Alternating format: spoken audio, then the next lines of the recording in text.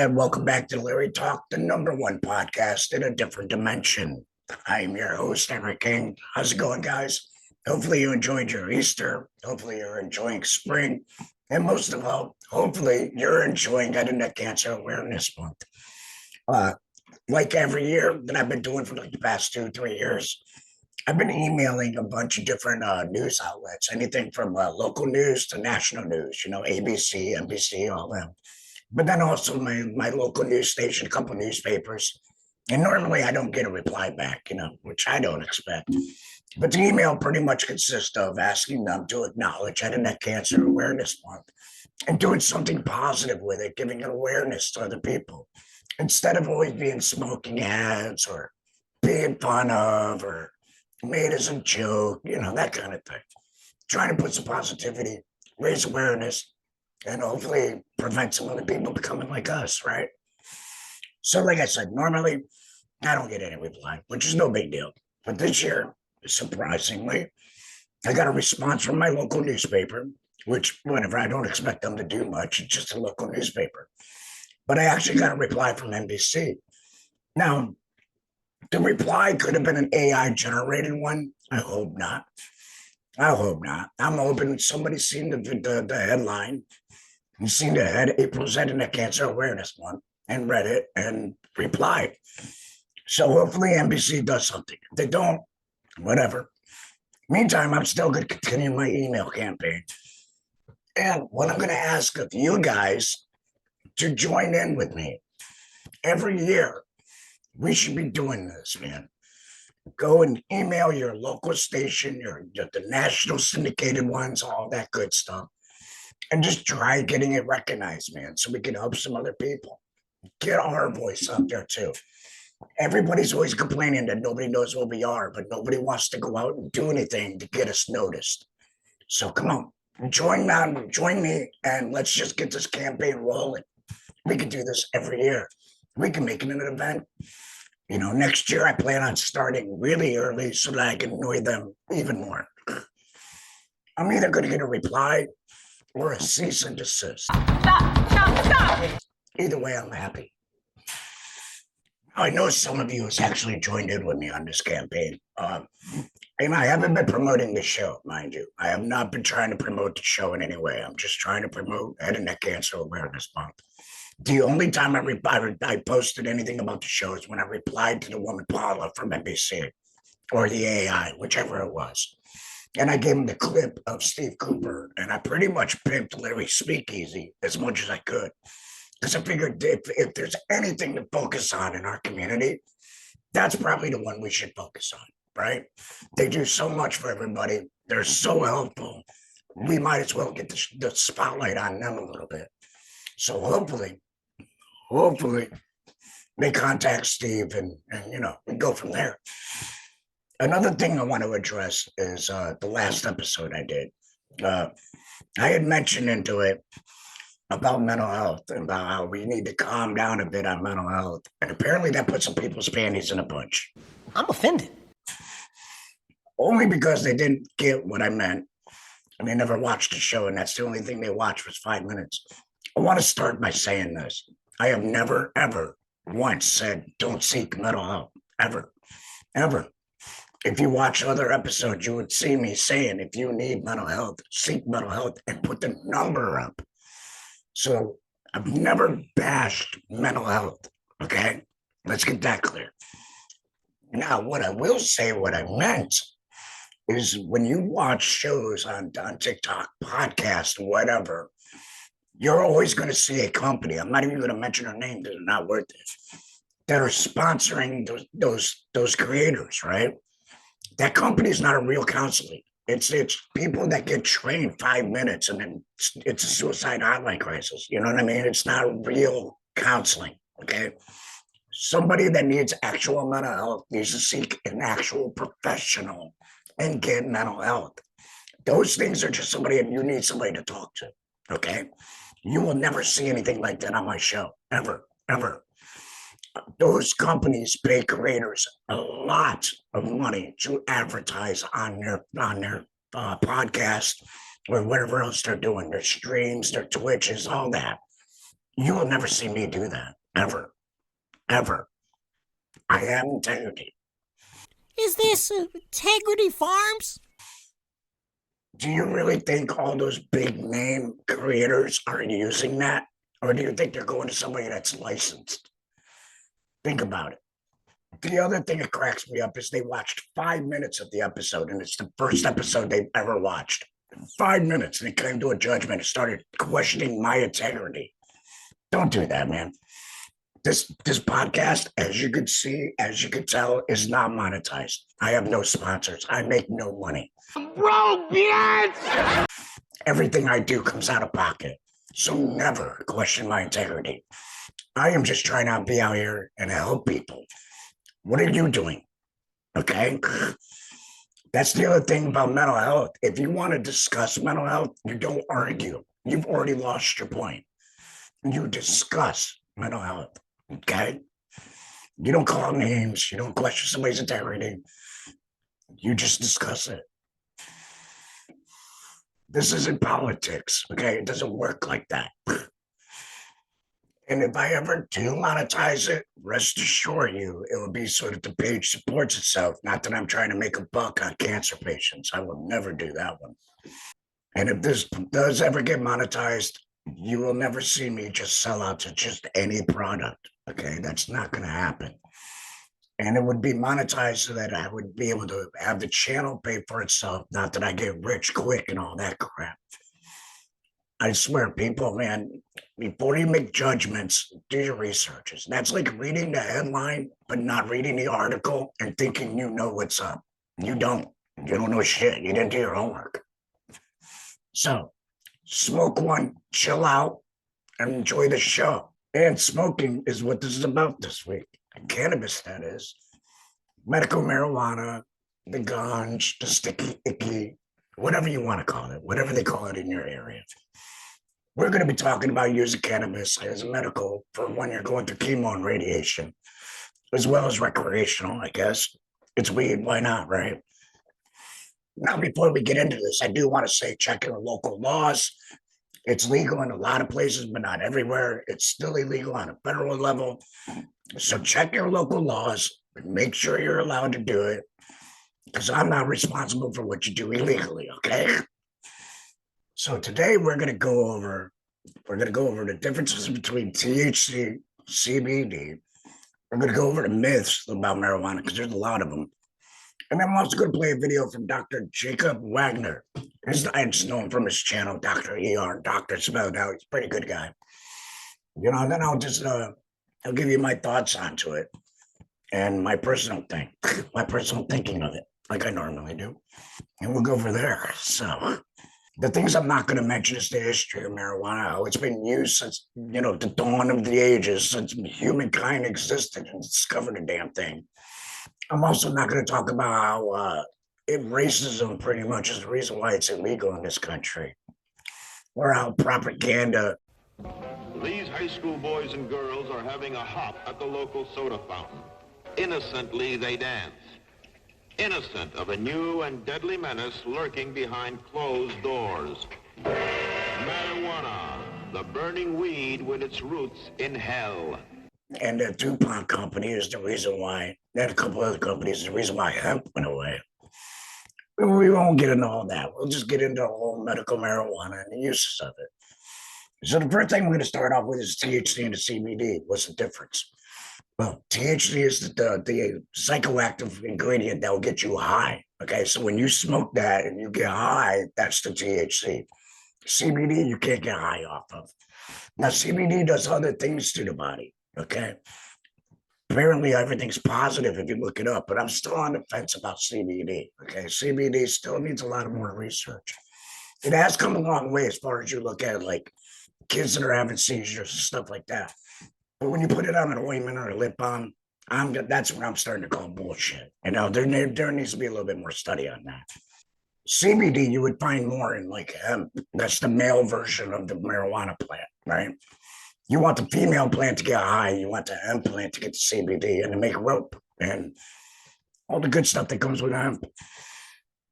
Now I know what you're thinking too. We're laryngectomees. We can't smoke it.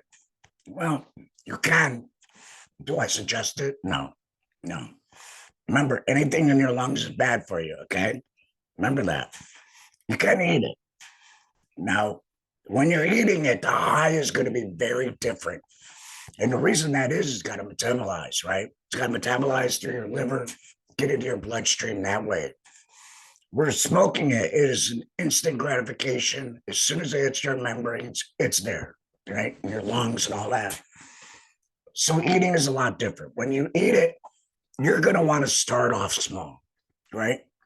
It's not like, smoking it with a big bong and you're good for the day. No, no, no. You're going to want to start off small and gradually build up. And that way, you know what you got going on. You don't want to be that guy calling the cops and be like, I'm dying. What is your emergency? I need help. And what's the problem? I'm too high. You're never going to die from weed, ever. Nobody in the history of marijuana has ever OD'd. Tried.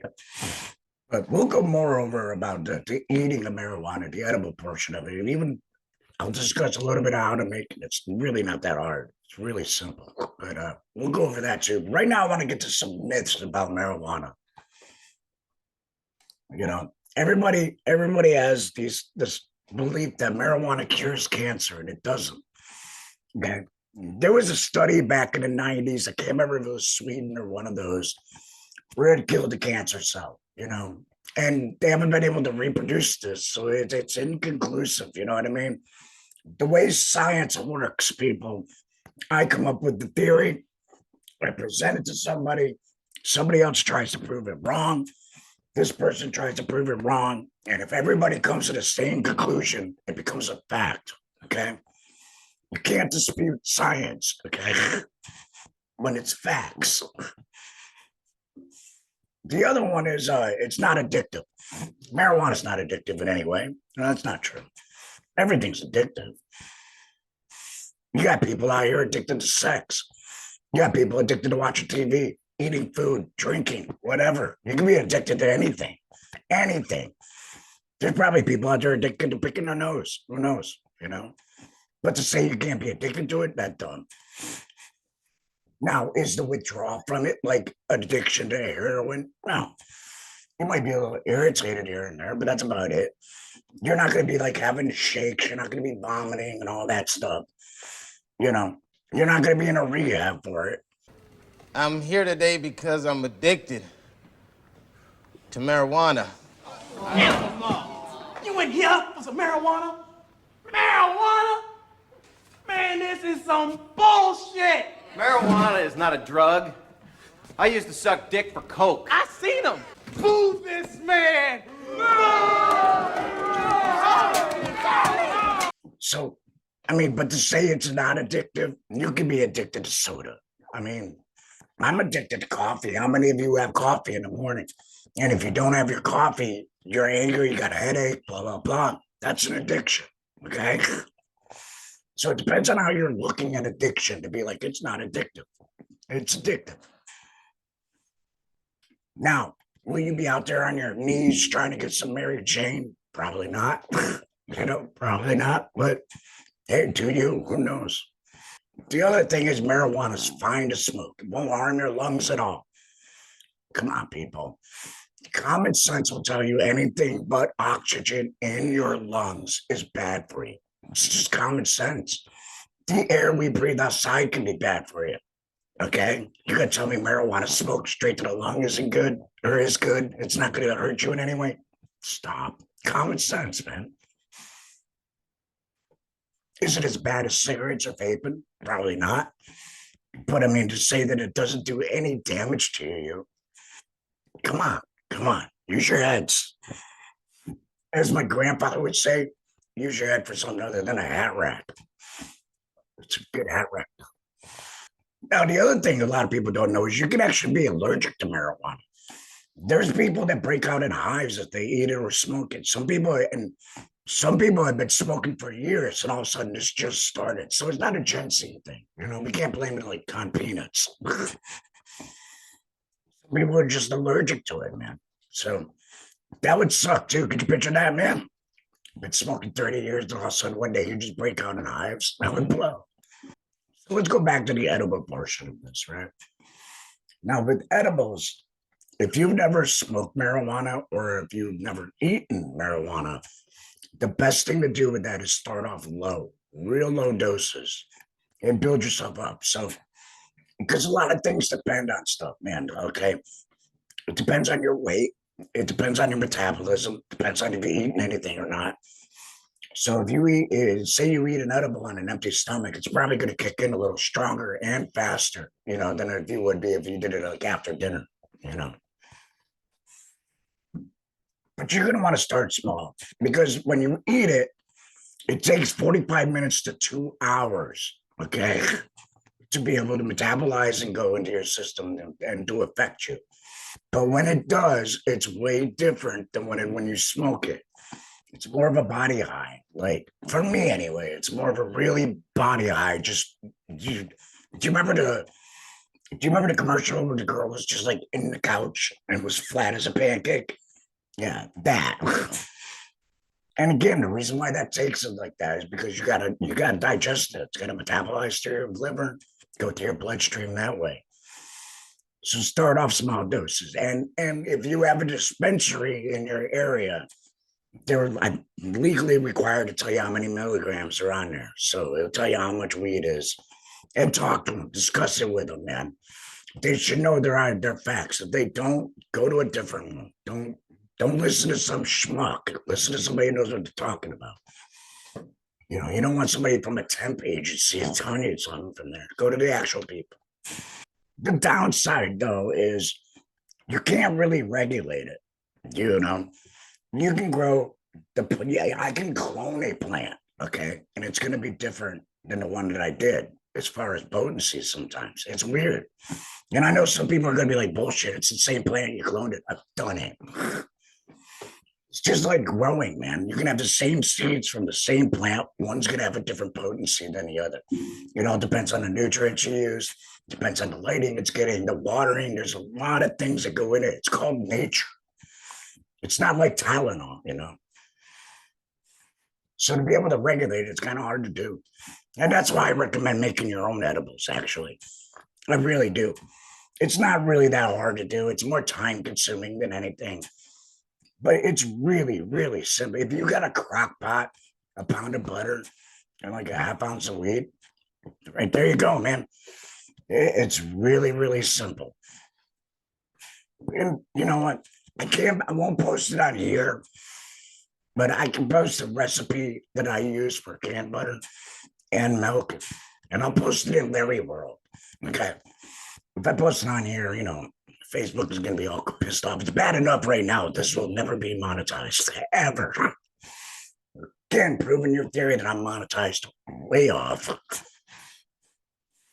So now let's get into this video with Dr. Jordan Wagner. And here's some facts from him. He's an actual ER doctor. He has a YouTube channel. It's very informative. Another person I recommend watching on YouTube is Dr. Mike. There's a bunch of them on there that are actually really informative, really good people. So let's go over here and see what he says, huh? All right, so full disclosure here, it is a week later. I was recording this, and we actually had an earthquake during my recording, which I was excited about. And then when I got done, I realized I didn't record it. Forgot to hit the record button, because I'm an idiot. And then my computer crashed, so now my computer quality is really crap. So I apologize ahead of time, but it's about the information. It's not about what I look like at the moment, right? So let's get this on the way. Why would the U.S. Department of Health be granted such a patent if, again, there's no medical benefits? Very good question.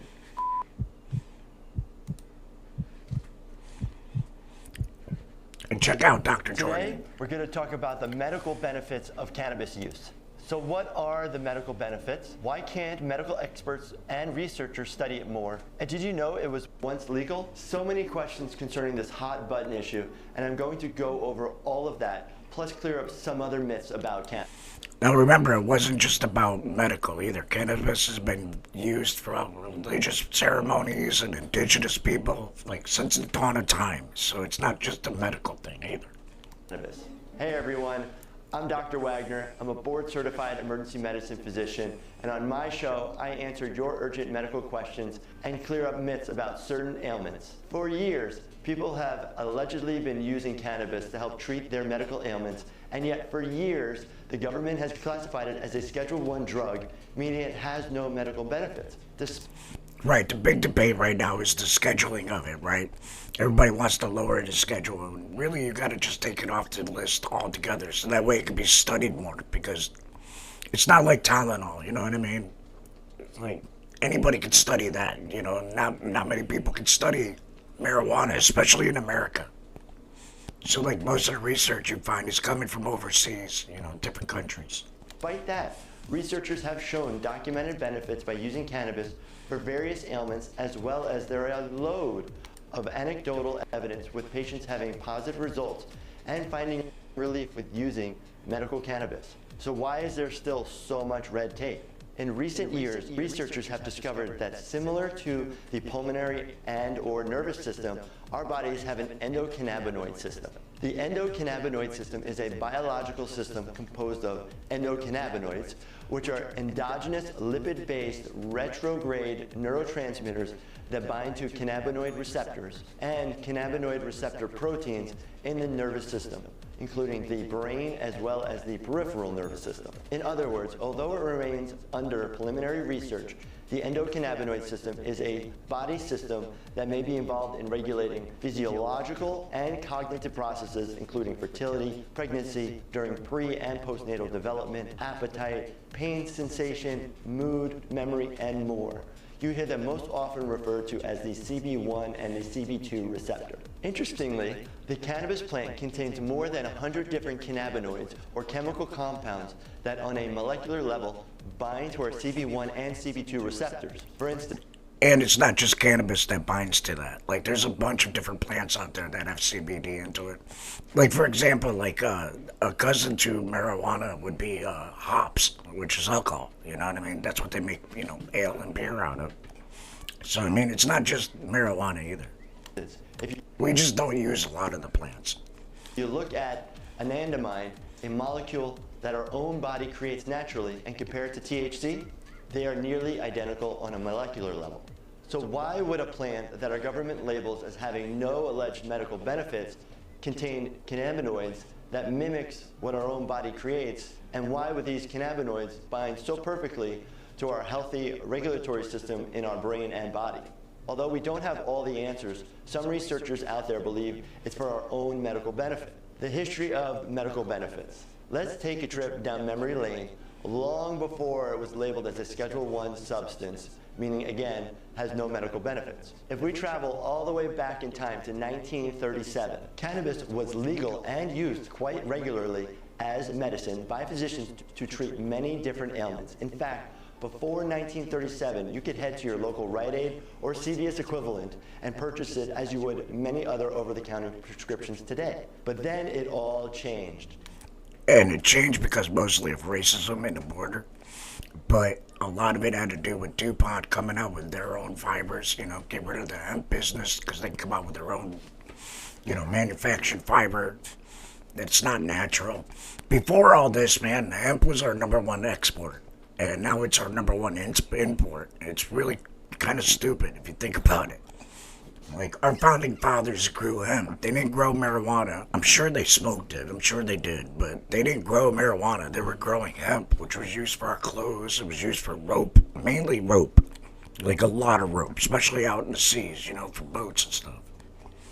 Historians trace back the growing thoughts against cannabis to 1937. At that time, there was a rival battle between the competing lumber industries of the time and the hemp or industrial fiber version of cannabis. Right, companies like DuPont would pay a lot of money for newspapers to print bad ads for a, you know, anti-marijuana campaign. You could actually boil it down to one guy that started the whole thing, you know. They even made a movie. The movie is hilarious because you get stoned and you watch the movie and you see how stupid it is. And it's a stoner classic. That can be used similarly to lumber for papers, ropes, etc., but to take far less time to grow. Many of the lumber-owned companies also owned some of the major newspapers of the time. As their disdain for the competing hemp industries grew, many of these lumber-owned newspaper companies started printing salacious articles against all forms of the cannabis plant. Then, in 1937, the hammer came.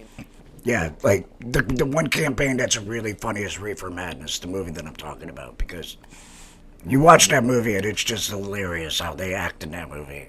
And it's so stupid. And it really did boil down to racism, man. It was mainly at the border with Mexicans and African Americans because they would smoke weed, and people didn't like that apparently. And you can look it all up, man. It's all facts, but nobody really talks about that part of it. Down, and the Marijuana Act of 1937 occurred, which put a high tax on the sale of cannabis. Some parties have argued that the aim of the tax was to reduce the size of the hemp industry. Here's the thing about that marijuana tax. You couldn't get one, okay? That was the other thing. You couldn't get a marijuana tax. You could try. You could apply for it. Go ahead. But you ain't getting it. As time had gone on, more and more regulations have been placed on cannabis, and cannabis was officially outlawed for any use, medically included, with the passage of the 1970 Controlled Substance Act. Yeah, the war against drugs. That was a real good war that we lost, huh? But now, some 50 years later, more and more are we seeing laws becoming more lax on the use of cannabis, and is now once again legal for medicinal use in 33 states and legal for recreational use in 11 states. Yeah, I think it's like legal for recreational in like 26 now or something like that. It's some insane number that you should just make it legal, man. Like, there's less harm doing marijuana, smoking marijuana, eating marijuana, whatever, than there is drinking. So what are we doing? So why is it taking so long to get more research for medical use? Well, the long and short of it is, you can't really research something if the government says it has no medical benefits. They just don't give out funding for it. However, as more and more patients come up with their own anecdotal stories and research, and as drug companies in other countries start to work with it, you are slowly seeing things change. For instance, the U.S. patent number 6630507, granted in 2013 to the U.S. Department of Health and Human Services, covers the potential use of non-psychoactive cannabinoids to protect the brain from damage or degeneration caused by certain diseases. Things that... Yeah. CBD is amazing when you look at like some of the research when it goes into seizures and stuff. Like there was one story where a child was having a seizure like every 15 minutes, and they were violent seizures. And after using CBD, they were like reduced to almost none. So I mean, it's amazing when you look at the aspect of that, And CBD doesn't get you high, you're not getting the kids stoned. So the stigma that was put on it in the beginning was really bad, man. And anybody that doesn't smoke marijuana, has never smoked marijuana, shut up. Are you a business owner and happen to have a laryngectomy? Maybe you had a laryngectomy and continue running your business. Maybe you're an entrepreneur and you're just continuing on trying to make your money. Whatever the case may be, I would like to feature you on Lary Talk. What I would like to do is a new segment called Larry Owned, and it's all going to be about Larry owned businesses, okay?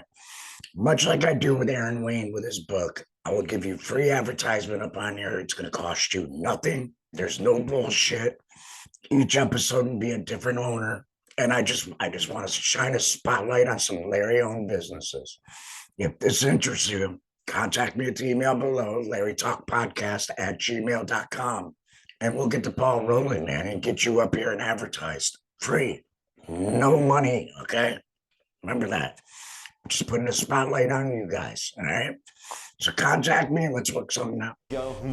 Why would the U.S. Department of Health be granted such a patent if, again, there's no medical benefits? Very good question. Now, in the fiscal year 2017, the NIH supported 330 research projects totaling almost $140 million on cannabinoid research.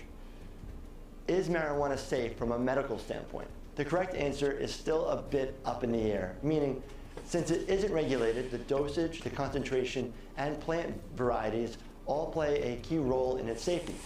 Right, and that's the one thing you got to worry about with marijuana when you're doing the edibles and stuff like that. Every plant's going to be different. I mean, like, it could come from the same seed, from the same plant. The plant's going to be different in some way, You can't really control the potency too well.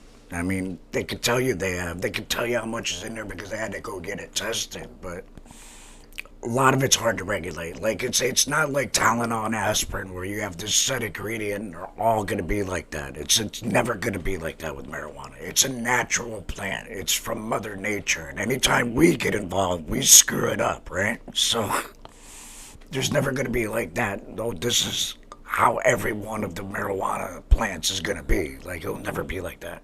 And I wouldn't want it like that because that means we messed with it somehow. Scientists say more long-term research is needed, just like any other drug that's on the market. Scientists are concerned about the effects it might have on young people using it as their brains are still developing. However, that being said, if you look at the different studies out of Israel with Dr. Meshulam's research, with it and its treatment of Alzheimer's patients and different epilepsy benefits, or with Dr. Manuel Guzman out of Spain with research regarding cannabis and glioblastoma brain tumors, it certainly seems that cannabis advancements in medicine might be right around the corner. FDA, or the Federal Drug Administration, has not approved the cannabis plant for any medical use, but it has approved several drugs that contain individual cannabinoids. Marinol and Syndrose, which contain dronabinol or synthetic THC, and Sesamet, which contains nabilone, a synthetic substance similar to THC, are approved by the FDA to treat nausea and vomiting caused by chemotherapy. Now, see, that's one thing. I don't trust any kind of like THC that's not natural. I don't know. It's just me, though. Dronabinol is also used to treat the loss of appetite, weight loss in people with HIV/AIDS. Medical marijuana received a lot of attention a few years ago when parents said that a specific form of the drug helped control seizures in their children. The FDA recently approved Epidiolex, which is made from CBD, as a therapy for people with very severe or hard-to-treat seizures. In studies, some people have had dramatic drop in seizures after taking this medication. Some research suggests cannabinoids can also reduce anxiety, reduce inflammation and relieve pain, control nausea and vomiting caused by cancer chemotherapy, kill cancer cells and slow tumor growth. Now, see, the killing cancer cell thing, that's the one that's still on debate, okay? Because they got to be able to, like the way science works, you got to be able to replicate it, and make it a fact. And if you can't do that, it's not a fact yet. So, I mean, once they declassify it, don't classify it as anything, that's when they can open up a lot of research for that. Relax tight muscles in people with multiple sclerosis, stimulate appetite and improve weight gain in people with cancer and AIDS/HIV, Alzheimer's disease, Crohn's disease, epilepsy, glaucoma, mental health conditions like schizophrenia and PTSD or post-traumatic stress disorder. Talk to your doctor openly about it. Together. Now, the one thing I don't agree with the CBD that's going on right now, you'll see it in everything, like lip balm and skin lotion and all that. That's just them doing a marketing thing. I don't see anything really that would be beneficial in that, Maybe, but for right now, until it's like proven, I think it's just marketing. You can make a shared, well-informed decision. Remember, always be safe with an unknown substance. Do not use cannabis or cannabinoids to postpone seeing a healthcare provider about a medical problem you have. Be aware that driving or operating heavy machinery is dangerous when using cannabis, just like many other medications. All right, that's been your 5 minutes on the positive sides of cannabis with me, Dr. Wagner. I hope I cleared up some of the myths regarding cannabis. And, go to his YouTube channel and check him out. He's actually got another video on there where he talks about the negative side of marijuana. And, there's negative sides to it, especially if you're smoking it. Like I've said before, man, to think that smoking is perfectly harmless is kind of stupid when you think the air outside we breathe can kill you. So, anyway.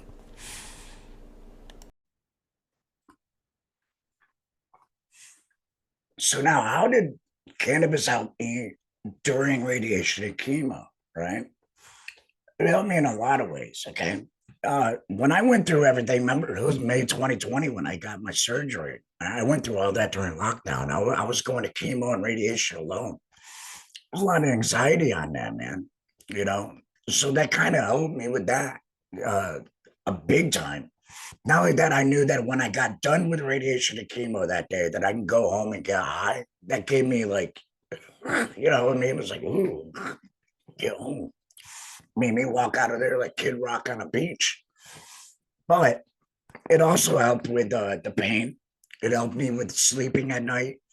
Without marijuana in general, I don't sleep, man. I would have insomnia and be up. Like when I didn't smoke weed, I'd sleep maybe 2, 3 hours a night, if that. So marijuana helped me sleep. It also helped with the appetite. As far as the nausea go, not really. It didn't really help with that too much. Some people I know it did, but with me personally, it didn't do anything. Also because I wasn't eating, I was smoking like an idiot. I still do. And when you cough, you kind of want to vomit, right? You ain't got the larynx no more. So for that part, no, it didn't help me with that. But everything else, it did great. It helped me tolerate the tingling in my fingers and the numbingness, that comes with that. Because that gets really annoying. And that was helping me deal with it. And again, as far as the CBD goes, there's been study and everything about the seizure aspect. What I'm talking about is like, CBD infused lotion. What the fuck is that going to do for you? Nothing. I think that's where they're just trying to snag your money. Like maybe I'm wrong. I'm just a dipshit with a laptop in his kitchen. But that sounds to me like a scam, snake oil, that kind of thing. And I always avoid that shit. Those things kind of annoy me, like goop, like, my God, what is wrong with this country, the world? What you're saying is that you want us to put water on the crops. Yes. Water. Like out the toilet? Well, I mean, it doesn't have to be out of the toilet, but yeah, that's the idea. But Brondo's got what plants crave. It's got electrolytes. But if you're gonna try it, or if you've never tried it and you're going to try it, start off light, man. Go light. Some of you might be asking, well, how the fuck are you smoking it? Well, either a joint or a bowl. And when I do a bowl, I put a bandana over my stomach, so that way I'm not sucking anything down in. You get what I mean? You don't want to suck anything in there. I mean, obviously, I want to be safe. I'm not a total idiot. And again, go slow because, it's an adjustment to get used to. One thing I have learned, though, is stay away from blunts. If you have a temp, it will burn your temp. And make it really brown. My temp right now from hanging out with some friends is pretty messed up. So stay away from blunts. The joint, I don't know. I guess it would depend on what you smoke, whatever. And all of it would depend on what you smoke. We just had a great time. That was all. Too much of a good time. Oh, hi. Didn't realize you were there. I was just taking a break reading the second book from Aaron Wayne, The Silent Night, a Laryngectomees Journal. His take on being a laryngectomy in the second year. And it's a pretty good read. It's a fun read. He also wrote another book called The Silent Partner, My First Year as a Laryngectomy. And both of these are just him talking about what it was like becoming a laryngectomy in his own words in year 1 and year 2. Year 1, The Silent Partner, is a free book. The second book, The Silent Night, you have to pay for it, which is fine. It's cheap. It's on Amazon. Or you could just contact Aaron Wayne direct with the email below. And if you're real lucky, he'll send you some stickers that you could decorate your HME with. Right now, I'm wearing a peace sign because with all the events going on in the world right now, we can use a little peace, I'd say. So contact Aaron Wayne and get your books and help support him and his awareness and his journey. But I'll throw up my butter recipe on the Larry World Facebook group. You can find it in there. That way, if you guys want to try it, it's really simple, man. All you need is a crock pot, couple jars, butter, water. You're good to go. And of course, marijuana. And again, check your local laws. Don't go out there and do anything stupid. I am not responsible for any of your illegal activity. Please do not sue the show. If you decide you want to try medical marijuana of some kind and you don't have a prescription or you don't have it legal in your area, however you do it is on you. That is none of my business. I do not participate in that game anymore. I quit that game a while ago. Well, yeah, probably about 4 years ago, honestly. So anyway, I'm going to call it a day. This will be the second time I've recorded this, and I'm just in no mood to do it anymore. I want to get on to the editing. For April's Head and Neck Cancer Awareness Month, every weekend, me and Rob Slack, DJ Slacker, will be on TikTok going live answering people's questions. This week, we're going to do it on Friday, but the following after that's probably going to be every Saturday. It's going to be about 9 o'clock Eastern. So tune into that, man. That way you guys can get some information if you want a little bit of entertainment. I'm sure he's going to be doing some music like he always does. And we'll have some jerkweeds in the comment section that we'll have to tell off together. It'll be fun. So tune in for that, man. Go get Aaron Wayne's book. And tune into the next one, man. Until the next time, take care of each other and have a good one.